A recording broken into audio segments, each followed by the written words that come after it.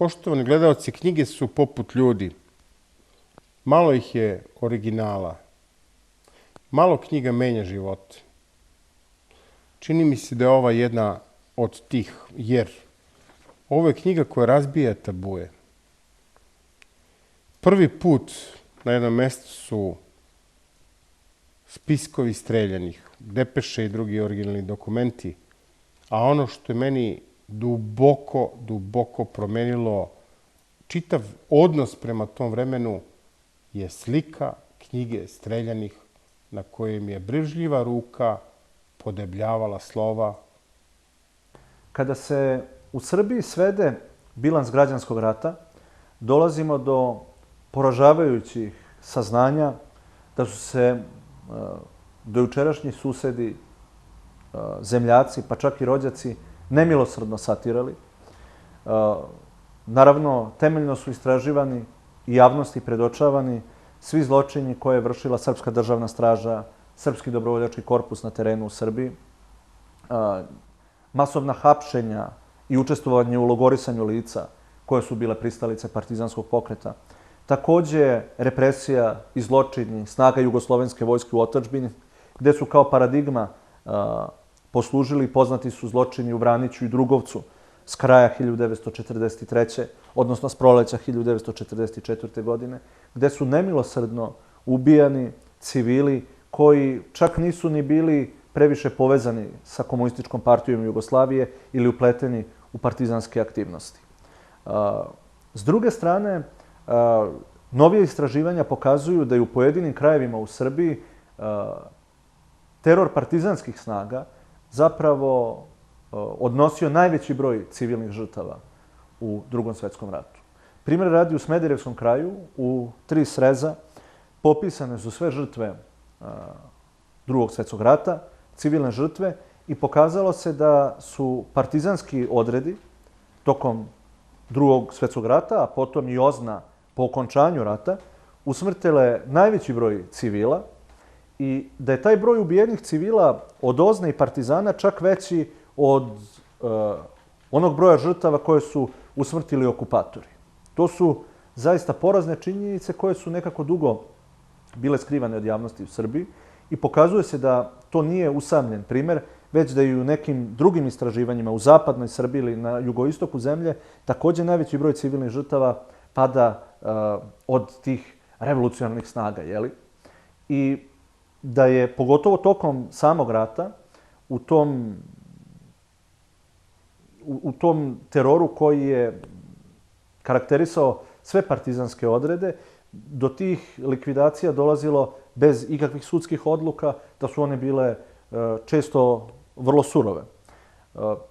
Ono što je posebno karakteristično i što smatram da je greh kojim su komunisti pomutili svoju slavu pobednika u Drugom svetskom ratu i nesumnjivo velike i važne događaje kao što je oslobođenje prestonice i mnogih drugih srpskih gradova od okupatora, to je da je njihov teror nastavljen i u miru. I da je građanski rat zapravo postajao sve intenzivniji u miru, kada okupatora više na terenu nije bilo. U svim gradovima u Srbiji, odmah po ulasku partizanskih snaga, već dan ili dva kasnije, bila su vršena prva hapšenja osumnjičenih lica da su po raznim osnovama narodni neprijatelji, da su pomagali pokret generala Mihajlovića, učestvovali u kvislinškim vlastima, na neki način ih pomagali, ali je taj spektar optužbi bio dosta širok i vrlo se lako dolazilo na listu optuženih. Naravno, u sve te sukobe bile su upletene i stare omraze, ponekad i lični motivi, ali je podstrek za produžetak građanskog rata i u miru došao od samog partijskog rukovodstva. Dakle, i kad su imali na raspolaganju sudove, zatvore, mesta za izolaciju svojih neprijatelja, a definitivno je bilo među njima i ljudi koji su počinili ratne zločine, komunisti su sve te ljude izjednačili i počeli da ih hapse, ređe procesuiraju, uglavnom bez suda likvidiraju već tih prvih dana pošto su osvajali određena mesta. Likvidacije u srpskim gradovima su započele već u oktobru 1944. godine.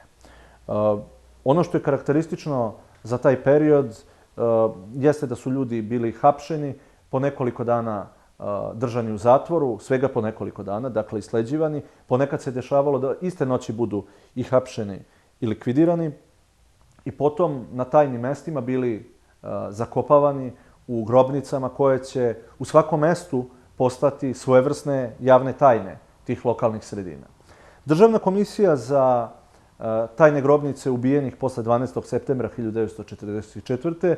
Evidentirala je tokom svog rada i istraživanja 211 takvih grobnica u Srbiji. Takve grobnice ima svaki grad i svaka varoš i njih je u proseku bilo između 2, 3, do 5, 6, pa i do većeg broja poput prestonice u Beogradu ili nekih gradova u Vojvodini. Nikada do kraja nije izbrojan broj ljudi i niti su popisane žrtve revolucionarnog terora, tako da do sada govorimo o najnižim procenama dakle, od nekih 60.000 ubijenih u Srbiji tokom 44. 46.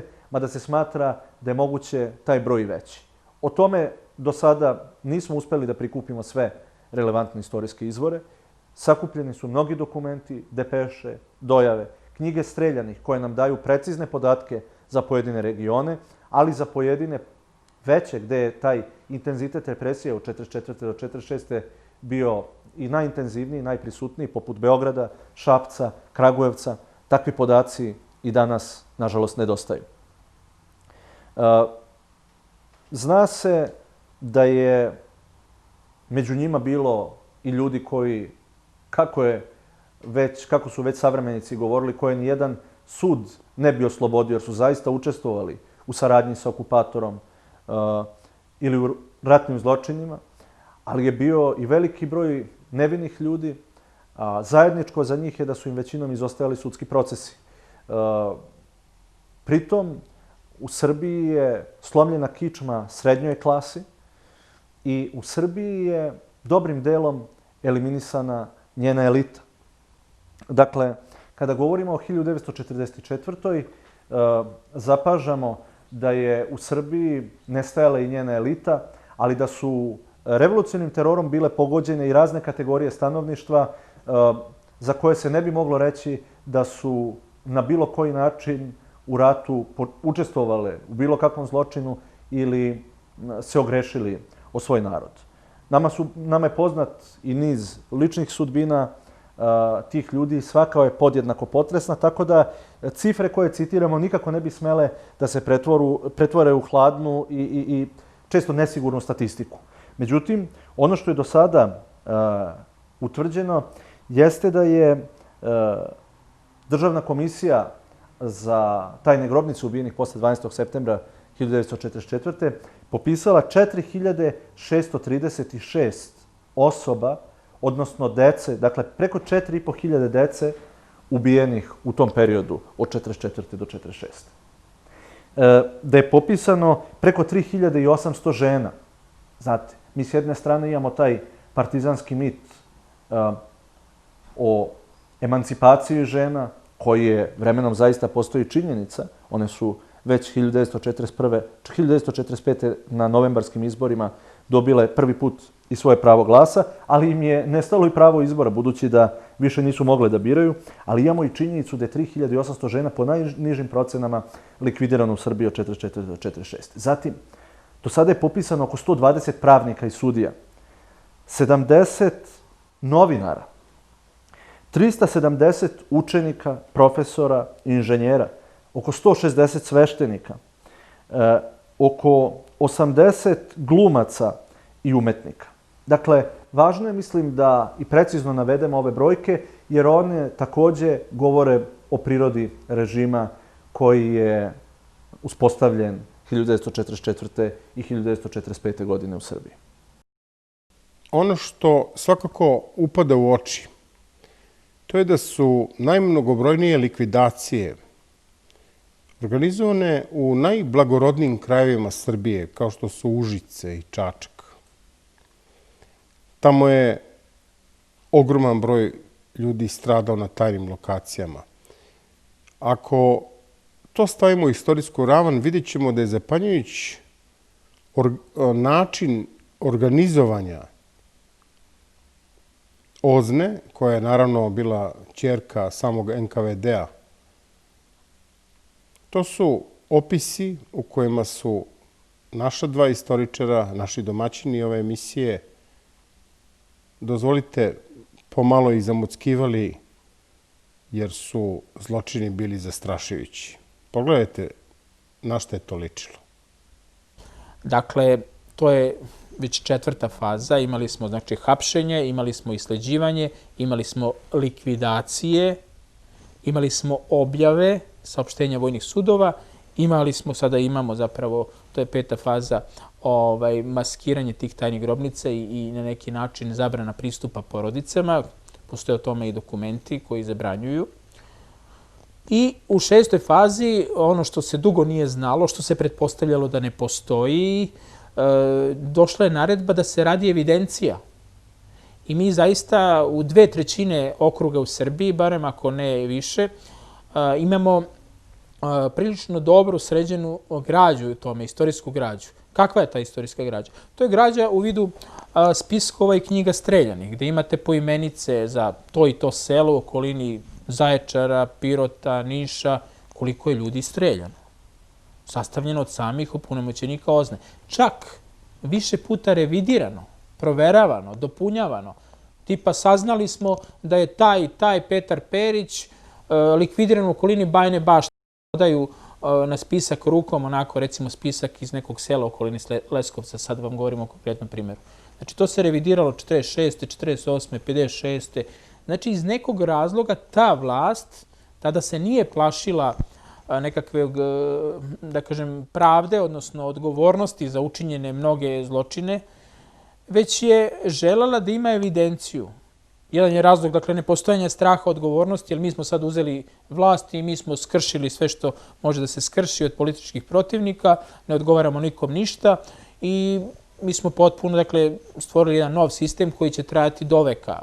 Znači, tako su otprilike ti mladi komunisti rezonovali, revolucionari, kao i svaki, da od njih počinje novo vreme i da se ono nikad neće, dakle, završiti. Drugi razlog je bio mnogo praktičniji, zašto su vodili, po meni, ja tako bar smatram, te knjige i spiskove streljanih, jeste da su oni želeli da imaju neku evidenciju prema porodicama koje su likvidirali.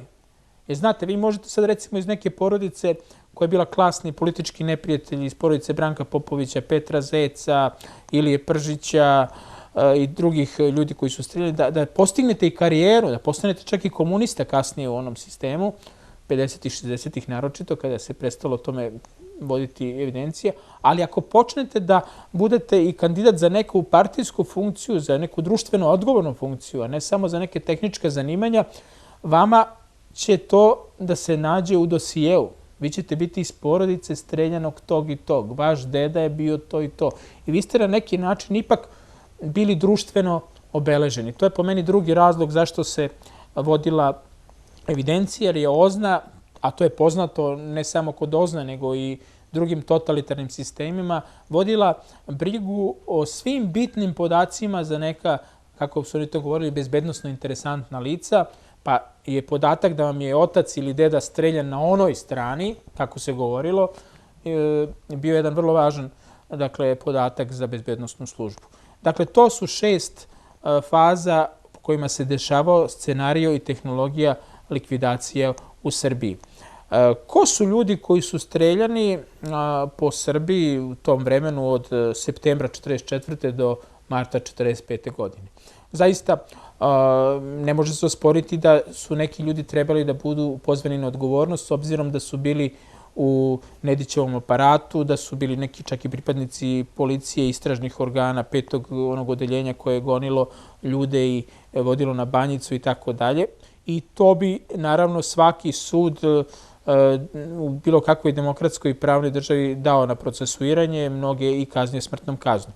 Međutim, mi u Srbiji zapravo imamo jedan, paralelno sa antifašističkim ratom i kolaboracijom, mi imamo jedan i građanski rat, to treba da se kaže, i nije neka tajna, čak i za obične ljude u Srbiji, gde smo mi zapravo imali od 1941. godine dva antifašistička pokreta sa različitim ideologijama, sa različitim taktikama čak od jeseni 1945. godine u odnosu prema neprijatelju i da su se te dve zapravo sukobljene formacije najviše targetirale u toku rata, kako da kažem, i da su vršile međusobno ratne zločine i da su zapravo ta borba je nastavljena posle 1944. godine.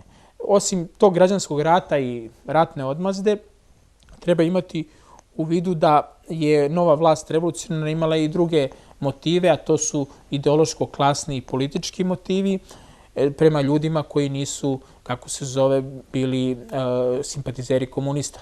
To su svakako bili, recimo, ako gledamo u ukupnoj masi, bivši političari, radikali, demokrate, ljudi koji su se borili protiv njih na izborima i koji su bili u Kraljevini Jugoslaviji nosioci antikomunističke propagande.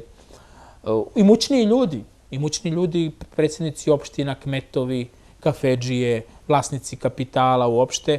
Oni su se našli zgodni u tom trenutku da se likvidiraju, da se nađu na tim poternicama i na tim spiskovima za likvidaciju.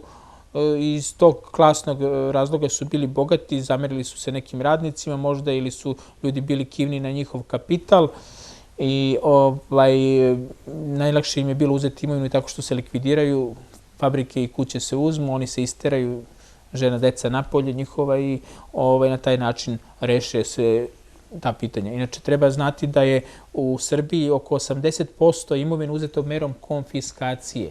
To je mera, dakle, kaznena mera koja je sledila posle streljanja ili posle osude na smrtnu kaznu ili neku težu zatvorsku kaznu. I sudovi časti su radili kasnije u tom smislu, da su osuđivali ljude do 10 godina zatvora, čak i za neke vrlo blage oblike privredne kolaboracije, javne ličnosti koji su glumile ili tako dalje, ljudi koji su pisali nešto i stvarali tokom okupacije. Zapravo, cilj tih sudova časti, sad prelazimo već i na suđenja polako, bilo je, kao i kod ovih streljanja, da se prevede pre svega imovina tih mnogih ljudi koji nisu mogli da se na neki način u novom sistemu toliko ocrne da budu osuđeni za neki teži oblik kolaboracije ili ratnih zločina, ali im je na neki način trebalo presuditi i pogotovo im kao skriveni cilj, kako kaže jedan naš istoričar, uzeti imovinu. Dakle, to su pretežno bogatiji ljudi, ako govorimo o socijalnoj strukturi tih 59-60 hiljada ubijenih, od toga 35 hiljada likvidiranih od OZNE i oko 2800 osuđenih na smrt u tom vremenu. Znači, sad vam govorim neke brojke koje su evidentirane imenom i prezimenom. Među tih 60 hiljada, odnosno 35 hiljada likvidiranih od OZNE, je dakle najveći broj tih ljudi srednjeg sloja, obrazovanijih, imućnijih, seoskih kmetova, činovnika, malih privrednika, ali mi u Srbiji nismo imali neki veliki krupni kapital. Kapitalizam je bio u povoju, kao i sama demokratija, u velikim problemima. I to malo što se tada počelo razvijeti, tada je na neki način, kako da kažem, skrajnuto, sasečeno i ovim brutalnim merama na neki način ubijeno. Tragična sudbina Žanke Stokić i umetnika poput nje, taj sud časti koji ćete sad čuti na šta je ličio, zaseda večito. I ako dozvolite, upravo je i misija ovog serijala da tu svoju misiju produži na današnje dane. Prema tome i produkcija ove emisije, čak i vi, poštovani gledalci, sada činite taj sud časti. Da li su ovo bili neprijatelji revolucije? Pogledajte i sami. Procenite, prosudite. Što se tiče, dakle, broja, rekli smo da se radi oko 60.000 ljudi koji su evidentirani, ali na taj broj ljudi koji su evidentirani i ubijeni treba dodati i činjenicu koju sam već napomenuo, da za 1/3 okruga u Srbiji, uključivi prestoni grad Beograd, ne postoje dovoljno kvalitetni spiskovi i knjige streljanih. Zapravo, u nekim opunomodstvima i delovima zapadne Srbije i samom Beogradu ne postoje uopšte.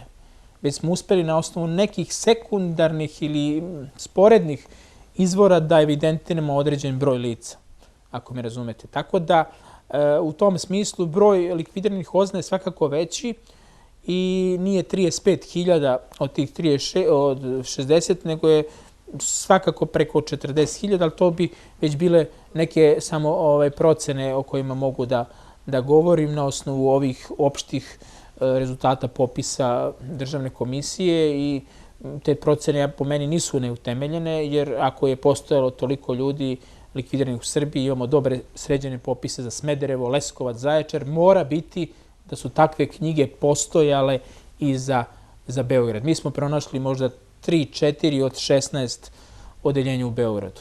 Inače, u Beogradu je bio sistem represije takav i, da kažem, likvidacija, kad već govorimo, da je postalo 16 kvartova u Beogradu, da su u početku, prvim danima, tu i tamo bilo, da kažemo, anarhičnih, sporadičnih likvidacija, ali posle se ustalio sistem da se iz tih kvartova ljudi šalju na Banjicu, kao sabirni centar, Glavnjača, Đušina, Banjica, da li pratite, i onda iz Banjice, sa Banjice, se odvode u obližnje lokacije, kao što je lokacija oko Lisičnih potoka i Kraljeve česme, ortopedske klinike i taj potez Dedinja, Šumoviti, tada je to bilo izrazito predgrađe, danas su to već, da kažem, neka i elitna naselja i tu je zapravo možda i najviše ljudi u Beogradu pa i Srbiji likvidirano u toj udolini u Lisičnim potoku, gde mi danas kroz neke inicijative pokušavamo da podignemo prvi zvanični spomenik tim mnogim, dakle nevinim žrtvama, ne kažem svim, koji su stradali u ovim čistkama.